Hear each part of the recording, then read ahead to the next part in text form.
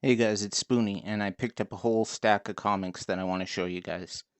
Now, I paid about $5 each from these at my local Dollaramas. It's a dollar store chain here in Canada. I want to try a new format with these videos. I want to show you guys the books a little bit briefly on each one, and then in future videos I will do the reviews on them as I finish them, as opposed to reading a large stack of books and then having to do a massive video about them. Okay, so first off, let me show you what I found. The first two books are from the DC Rebirth era. It's Superman Volume 1, Son of Superman, and Volume 6, Imperious Lex. Volume 1 collects the Superman Rebirth one-shot and issues 1 through 6, and Volume 6 collects issues 33 through 36 and 39 through 41. With these, I now have every volume of the Rebirth Superman series except for one. It's Volume 2. So you guys let me know whether you think I should just hold out, try to find it at the dollar store, or maybe just cave and buy it from Amazon so I can start to read the series. Next, I've got Supergirl, Volume 4, Daughter of New Krypton.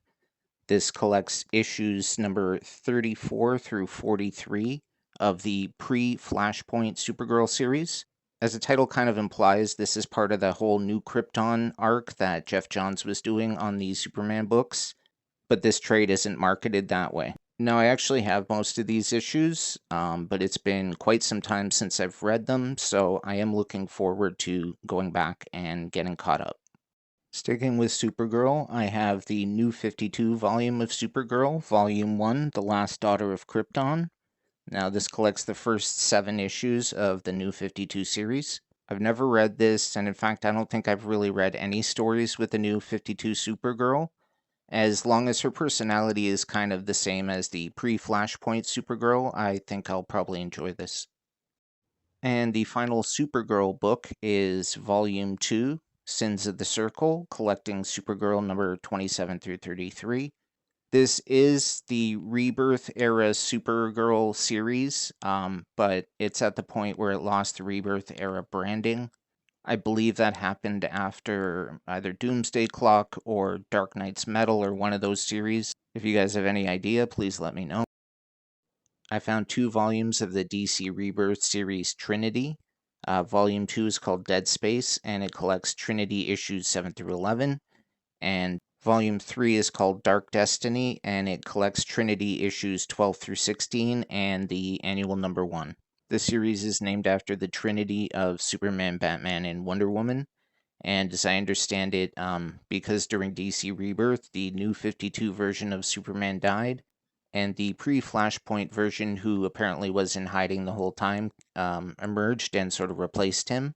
But these New 52 versions of Batman and Wonder Woman don't know who this other version of Superman is and how he differs from the one they know. So I think this will be a good read. I actually have the first volume, which means I now have the first 3 of a total of 4 volumes. So again, let me know whether you think I should keep hunting for Volume 4 at the dollar store or just buy it direct. Next is the New 52 Batman and Robin. This is Volume 3, Death of the Family. It ties into the Death of the Family storyline that was running through the main Batman series. This collects issues number 15 through 17. The New 52 Batman, issue number 17, and Batman and Robin, annual number 1.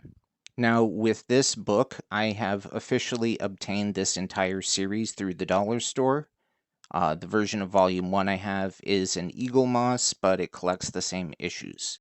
Now, you guys can let me know where you want me to prioritize reading and reviewing this series.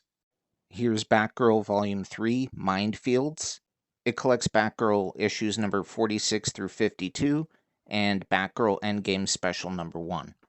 Now, this is the New 52 era. It's called Volume 3 because the first 3 volumes were all done by Gail Simone. And I guess when she left and Batgirl moved to Burnside, that's when they started a new sort of volume numbering. Now, I don't like the Burnside costume. I haven't read any of those stories, but I might check this one out because of how it connects to the next one, which is DC Rebirth Batgirl Volume 1 Beyond Burnside. Collects issues of Batgirl number 1 through 6. The first Rebirth trades for pretty much everything I've read have been solid. It seems like it was a really good reboot that they did. So since this is starting with number 1, I will definitely check it out. Next up, I've got New 52 Era Justice League. This is Volume 6, Injustice League. Now this is a big one, collecting issues 30 through 39. So this is set directly after the Forever Evil storyline, where the villains from Earth 3 invaded our reality, and it was up to the villains from our reality to kind of pool together to help defeat them. With this book, I now have 7 of the 8 volumes of the New 52 Justice League. The only one I'm missing is volume number 7, The Darkseid War Part 1. You guys can let me know whether I should go ahead and read that. I might not know how the Darkseid War starts, but I will know how it ends. Also, let me know if Forever Evil is something I should also check out. The next book is Dial H for Hero, Volume 1, Enter the Heroverse. This collects the first 6 issues of this series. Now, this is printed under the Wonder Comics imprint.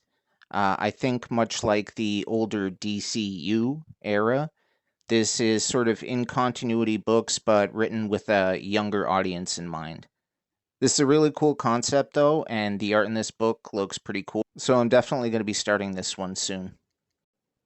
Up next is DC Rebirth's The Flash, Volume 5, Negative, and it collects The Flash issues number 28 through 32, and a story from the DC Holiday Special 2017. I haven't read any of the Rebirth Flash stuff. It's written by Joshua Williamson, who I do think is a good writer.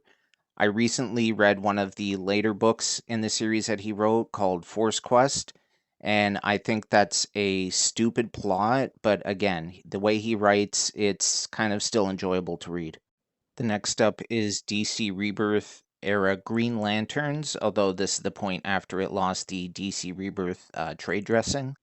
This is volume number 8, Ghosts of the Past, and it collects Green Lanterns issue number 44 through 49. With this in my collection, I now have Green Lanterns volume 3, 4, 6, 7, and 8 out of 9.